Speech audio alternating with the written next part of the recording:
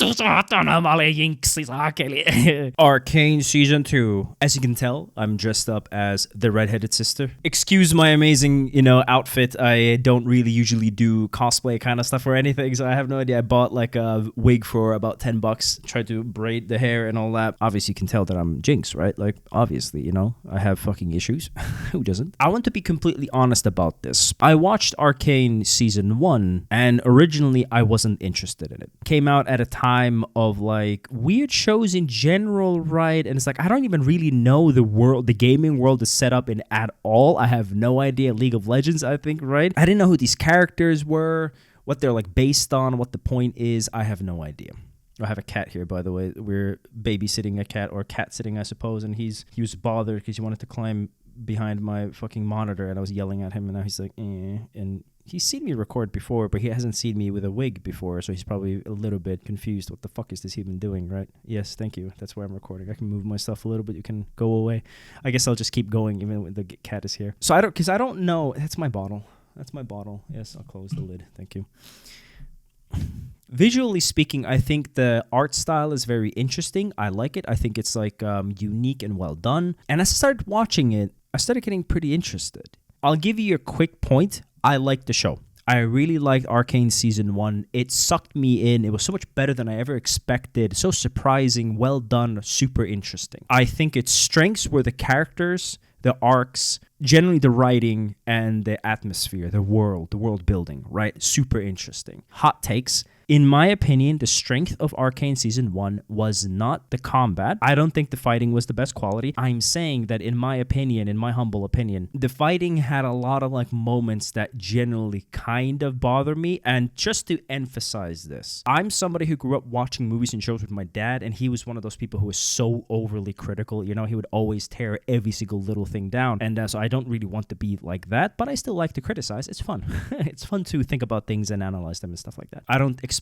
anything to be completely perfect and done the way that I want it to be done, and I do think there's a few interesting fight scenes. For example, really interesting art pieces where Jinx and the childhood friend from the poor area, the black kid, when they were fighting on that bridge, and they had that whole flashback of when they used to be kids and now they're like opposing forces, stuck in a horrible situation, and how you fight, and kind of a quick moment of like ba ba ba ba ba, and then it was over. I think that was like really beautifully done. It is a pet peeve of mine that somebody's pointing a gun at you and you're like, dodge, and that's like supposed to dodge a bullet. It's just a pet peeve of mine. Another thing is, for example, when the big sister, the redheaded girl, I'm coming into this like genuinely, I didn't want to prepare. I'm coming in as a genuine fan with the things that I remember. So I don't want to like look up too many things, especially with spoilers. So I'm not really looking up the names or anything like that. But the big sister, the redheaded one, when she was fighting the lady with the robot arm, that's one of those classic things that bothers me, because I distinctly remember that there was a moment where they're like fighting, boxing, whatever, that kind of stuff, and she legitimately grabbed her with the robot arm, then decided not to do anything. Like, that's the kind of stuff that annoys me. I'm not saying it's evil, horrible, the worst in the world. No. I'm just saying, my humble opinion, the fight scenes weren't the strength.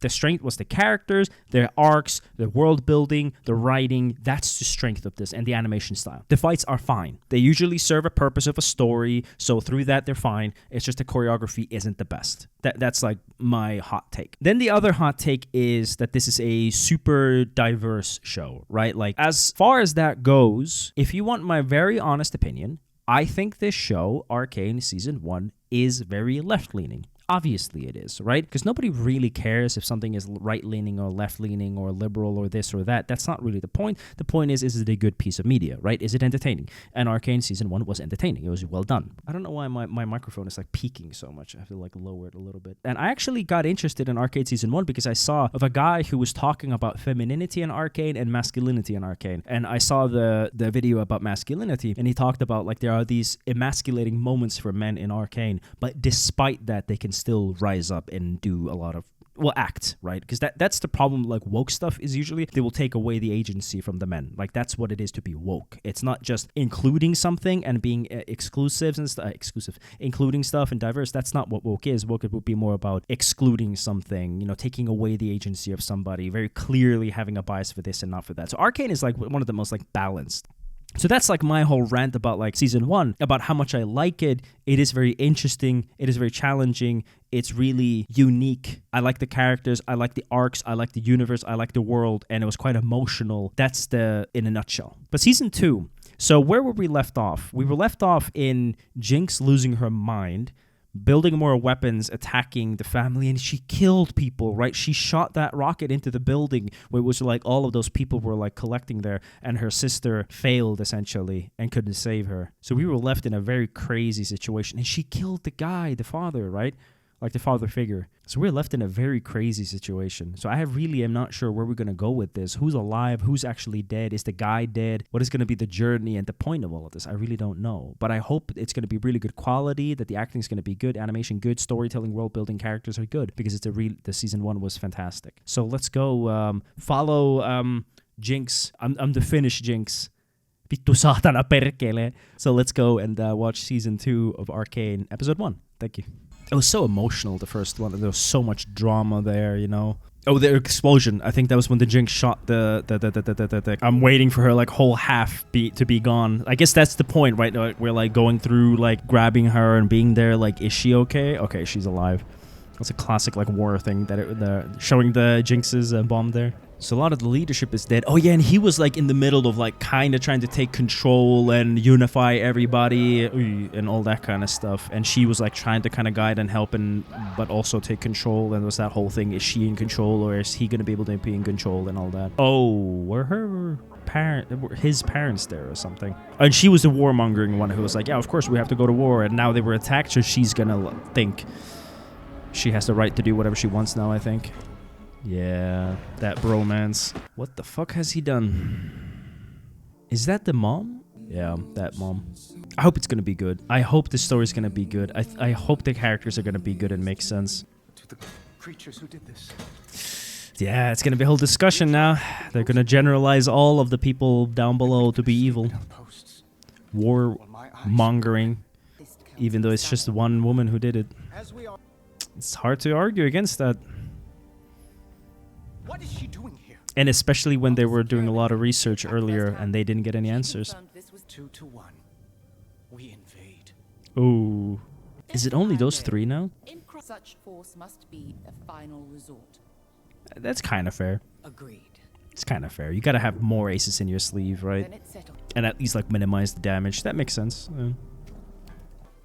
So what's the guy gonna do? Because wasn't the hammer guy borderline almost like a part of this, even though he was a nobody, but the black woman, the daughter, they had a thing, and kind of almost bringing him there. So where's she in all this? I genuinely don't remember. I kind of wanted to come in really with like fresh eyes, not with like too many heavy expectations. I just want to be taken into this journey, you know. Oh, the dad. He's fucked. Yeah, she's gonna blame her so much. What is he gonna do? I'm very curious about that, because he's kind of like, what the fuck did he do with his bro? What the hell happened? And what is she gonna do? Because she's a part of the council thing. Is there's like 3 people there now, but wasn't he almost like there? He was kind of already like doing stuff. So you're infusing his being and soul and everything with something you don't fully understand. That is classic, not great. I understand you're desperate, but damn. Yeah, I guess survivor's guilt. Yeah, for him it's survivor's guilt, I guess. My mother's entered the game. She's already gotten her hooks into Sallow, using his grief to make a play for Hextech. Oh, yeah, true. I guess that's fair. Yeah, she's like trying to get control of the Hextech, yeah. Never again. The hell is gonna happen with Jinx? Where can they take that character? Because she was the most complicated, interesting character in the season 1. Everybody else is kind of basic, romance, yada yada. What my dream, but she's like deep. That's gonna be interesting. She's gonna be fantasizing about killing somebody. That can't be great, you know. I guess that's the point of like the petals dying when they hit the ground. She's in between the world of life and death, literally, about her mom and her actions and thinking about murder. How's Victor? I'm the one who created the monster. Yeah. Oh, yeah, because she was so cruel to her. Jinx, the sister, yeah. It's a bit random. I don't know. Somebody just randomly looking at her drinking in public and be like, "You're so cool." It's like, really? I mean, I guess. I guess you would be somebody who wants to, like, take action. I guess I see what it is. Trying to say that all the enforcers aren't, like, crazy murderers, you know? It's like some are just normal people who want to do the good, and they heard a story of somebody else doing good, and all that. So it was like a bridge moment. But, yeah, a bit random, but yeah, sure. Who is this big guy? Who the hell is this? What's happening? Yeah, I'm like, what's happening? So has Jinx taken control, or somebody else taken control, I wonder? And are these, like, suicide bombers, or what? We're trying to plant something. Huh? Why? That wouldn't be Jinx, right? Ooh. Damn. Oy. Well, that's what I thought. Like, that's so weird. Like, if you're actually trying to kill her, why didn't you just shoot her? But that makes more sense now. That was never the point. The point was just to cause chaos or whatever. Yeah. Terror. Didn't really care about... Oy. Hammer and chainsaw. Where's his hammer? I guess they're showing that they also have now, like, kinda hex tech kind of stuff. So, yeah, might have to use it. And War of Arms is happening. She's, like, fucking attacking. What the hell? This is just an invasion. They're not wrong. This is an invasion. I'm sorry. From now on, the black lady, you follow her. She's a soldier. You are at war. Shit. Disagree, dislike her all you want, but you are at war. They have weapons of mass destruction, I'm sorry to say, but they do. I guess we're really, like, going into the world now of what are their abilities, the different characters, and how they came to be, and why they need to use them. That this world is now in this standard. No longer just bullets, it's more. Oy, oy, oy. Oy, fuck. Nice. Oy. Drugged up crazy people. Oh, I like that cinematography of showing like, how she was, like, dazed, that you can kind of get away for a second. Fucking pull her up. Is she gonna die? Is she gonna die, and that's gonna be the motivation for Vi to take action. Go! The cinematography is really good. I like the angles. The framing and everything is very good. The action. I will say, I feel like the action is already better in this season, like I was just ranting about in Season 1. I like that it showed her, like, using her momentum to try to do something. Oh, yeah, nice. Teamwork makes the dream work. Let's scissor. Not the time for jokes. Get the counselors out. Well, yeah. It's gonna prove the point that he gotta use a hammer, I guess. He gots to. Oh, yeah, it got flipped over, yeah. The hell is that? And who is this blue guy? Keep seeing his face, but he's not doing anything. He's just looking at people. Yeah, I don't know. What do you do to a person who has a chainsaw? Ay, ay, ay, ay, ay, ay. Yeah, drugged up, I guess. Completely like a crackhead. I mean, don't drop it. I mean, I suppose it was kind of powerless. Is that going to be a spine cut or what? Run, fish boy. Ay. Oh, who the fuck are you, bro? The fuck? Are we supposed to know who he is? Am I just stupid that he's from the Season 1? I like that. Multiple shots to try to get into the weak point. That's fine. I like that. Who is that big dude who just takes on a whole hit like that? Yeah, I guess that'll prove the point that you... Just a hammer wasn't enough. You need that hammer. You need Hex Tech. Yeah, that's just the one that was wounded, but not like... Come on, hammer boy. No, it's not yours. Give it to him. Give it to him. Use it. Take it, boy. Take the hammer. Use your hammer.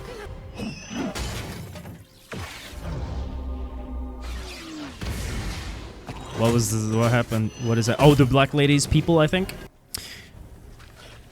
Was that then the bottom people, or I don't know what else to call them? The people from Jinx people. Were those Jinx people, or were those the black ladies people?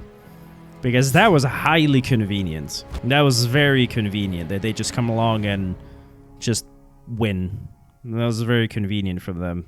Especially because they didn't kill the black girl who was on stage. The daughter, they didn't kill her. Why wouldn't they kill her? I have a feeling that was a coup from the black lady. Because like I said, that was an outright war situation, battle. It was so weird that they didn't kill the black lady when she was talking. Like, why wouldn't they? Just kill her outright? Wouldn't that be the most shocking thing that happens? And that was so convenient of like, oh, we just killed it in a second. It's like, would that be your gear then, right? Yeah, Yeah, I mean, I don't know. I don't have a very clear answer to that, especially when the black lady is clearly conspiring also. That's how you conquer, by the way. What is it called? Divide and conquer. So if she's a conqueror kind of person, wouldn't she see this situation that is completely chaotic and she can have a solution for it? If you're really good at something, never do it for free, as Joker said, right? So they are in a horrible situation. This is lots of research to do now to, like, figure out what the hell is going on. From, like, a councilwoman, I suppose. So is she gonna now take, like, a kind of a chair in the council or whatever? Try to replace her mom? Well, what is he doing?